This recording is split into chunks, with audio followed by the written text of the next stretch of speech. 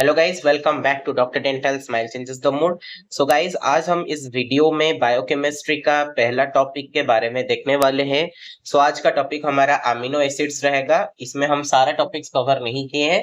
Part 2 में इसका complete lecture आ जाएगा। अमीनो एसिड्स अगर मैं आपको यूनिवर्सिटी पॉइंट ऑफ व्यू से बोलूं तो ये एक लॉन्ग क्वेश्चन है, काफी इंपोर्टेंट लॉन्ग क्वेश्चन है। और एमडीएस के पॉइंट ऑफ व्यू से भी अगर डायरेक्टली देखा जाए, इस साल तो एम्स के क्वेश्चन में बायोकेमिस्ट्री का एक भी क्वेश्चन नहीं आया था और नीट एमडीएस में काफी कम क्वेश्चन आया था।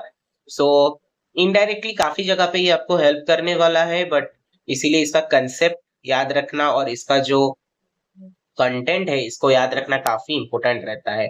सो अमीनो एसिड बेसिकली क्या है? ये एक ऑर्गेनिक कंपाउंड है एंड ये इसके पास दो ग्रुप रहता है, एक अमाइन फंक्शनल ग्रुप रहेगा और एक कार्बोक्सिल फंक्शनल ग्रुप रहता है। और हर एक ऑर्गेनिक कंपाउंड के पास या फिर हर एक अमीनो एसिड के पास एक एक साइड चेन भी रहता है, एक एक साइड चेन भी रहने वाला है। अगर की एलिमेंट्स ऑफ अमीनो एसिड्स का बात किया जाए, इसमें आपका आता है carbon, hydrogen, oxygen and nitrogen. And ये जो carbon, hydrogen, oxygen and nitrogen का हम बात कर रहे हैं, ये चारों चीज बिल्डिंग ब्लॉक्स ऑफ प्रोटीन माना जाता है। इसको हम बिल्डिंग ब्लॉक्स ऑफ प्रोटीन बोलते हैं एंड इसका रोल हमारे ह्यूमन बॉडी में काफी इंपॉर्टेंट रहता है। अगर इंट्रोडक्शन पार्ट में लॉन्ग क्वेश्चन में आपको अमीनो एसिड्स का लिखना है, आप दो पॉइंट्स बना के लिख सकते हैं। क्या है? एक सेंटेंस आप लिखेंगे कि it is a organic compound containing amine functional group and a carboxyl functional group and one side chain is always attached to each amino acid। ये पहला पॉइंट रहेगा। दूसरा पॉइंट में आप लिखेंगे the key elements of the amino acids are the carbon, hydrogen, oxygen and nitrogen. These are basically the building blocks of proteins and plays a major role in the human body। ये आपका introduction part में हो गया। फिर आता है classification of amino acids. Amino acids का classification दो बेसिस में दिया गया है। आज हम पहले आर ग्रुप साइड चेन का बेसिस के हिसाब से क्लासिफिकेशन करेंगे।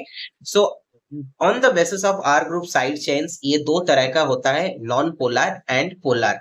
अगर ये नॉन पोलर है, ये दो तरह का आएगा। इट इज हाइड्रोफोबिक, नाम से ही पता चल रहा है, फोबिक मीन्स डर, पानी से डर, it is water insoluble. And another is polar, that is the hydrophilic, philic means attraction, ये वाटर में सोल्यूबल रहता है। हमने बोले कि on the basis of the R group side chain it is of two types, one is non polar, another is the polar. Non polar जो है दो तरह का होगा, हाइड्रोफोबिक या फिर वाटर सोल्यूबल, एंड जो पोलर है वो हाइड्रोफिलिक या फिर वाटर सोल्यूबल होगा। ये जो नॉन पोलर साइड चेन से ये ना गेन करेगा ना लूज करेगा प्रोटॉन को, एंड ना ये पार्टिसिपेट करेगा हाइड्रोजन बॉन्ड्स में फॉर्मेशन में या फिर आयनिक बॉन्ड का फॉर्मेशन में। ये बेसिकली हाइड्रोफोबिक इफेक्ट शो करता है।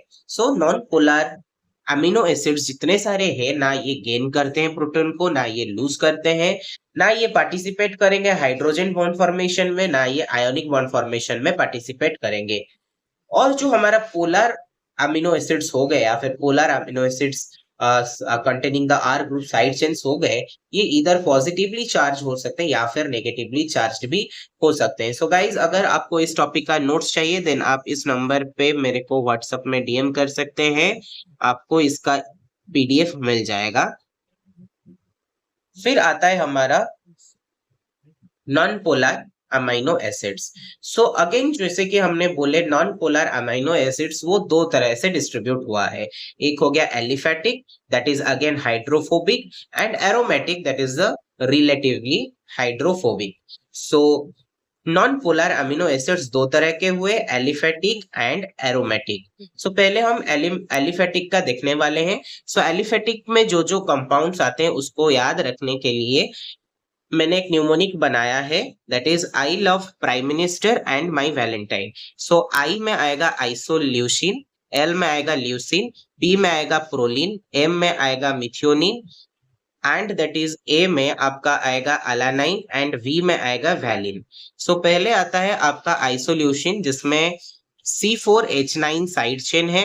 ल्यूसिन में अगेन सेम रहेगा, आपको ये दोनों आप याद रख सकते हैं इजीली कि आइसोल्यूसिन और जो ल्यूसिन है इसमें C4H9 का साइड चेन रहता है।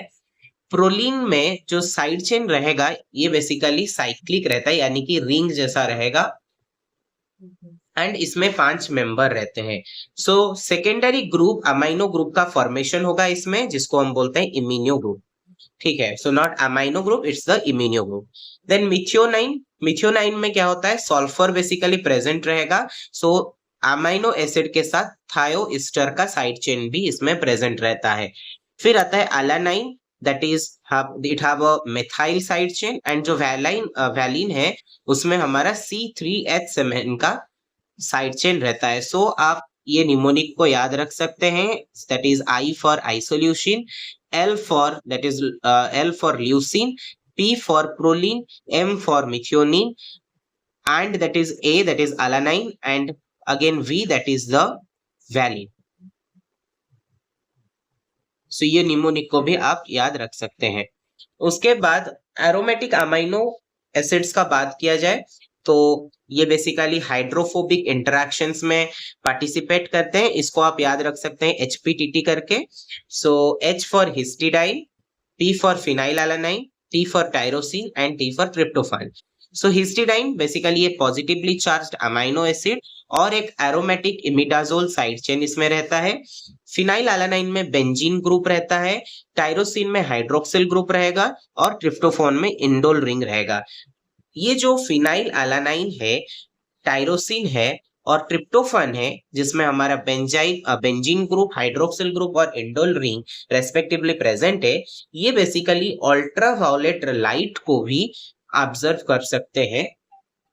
सो वो जो अल्ट्रावायलेट लाइट है उसका जो वेवलेंथ है कितना रहेगा, 280 नैनोमीटर रहेगा। सो इसको याद रखने के लिए हमने बनाया HPTT, that is histidine, then is the phenylalanine, then is the tyrosine and the tryptophan.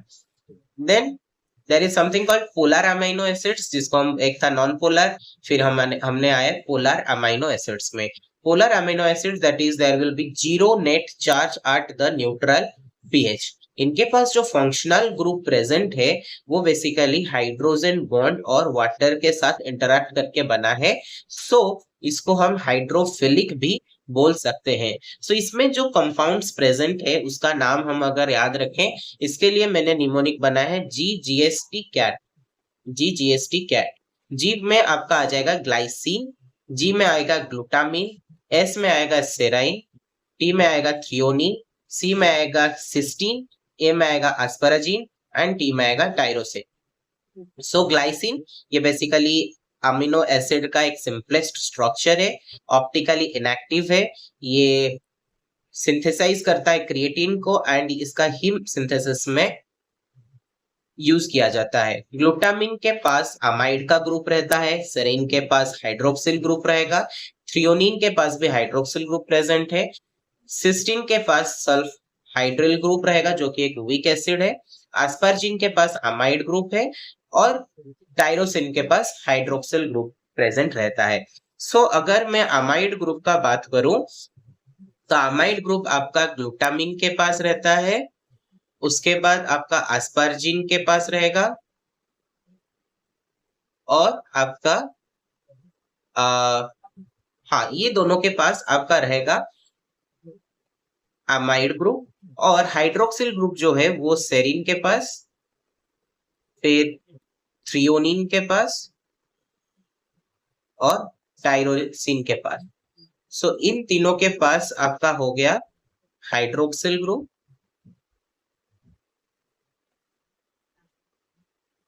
और ग्लूटामिन और एस्पार्जिन के पास होगा अमाइड ग्रुप। सो अगला वीडियो में ये टॉपिक जो है हमारा क्लासिफिकेशन अमीनो एसिड्स का पूरा लॉन्ग क्वेश्चन को खत्म करने वाले हैं। अगर आपको इस वीडियो का नोट्स चाहिए देन आप इस नंबर पे व्हाट्सएप में DM कर सकते हैं। So guys thank you for watching doctor dental smile changes the mood, and also like, share and subscribe to Dr. Dental and click on the bell icon to get the notifications fast.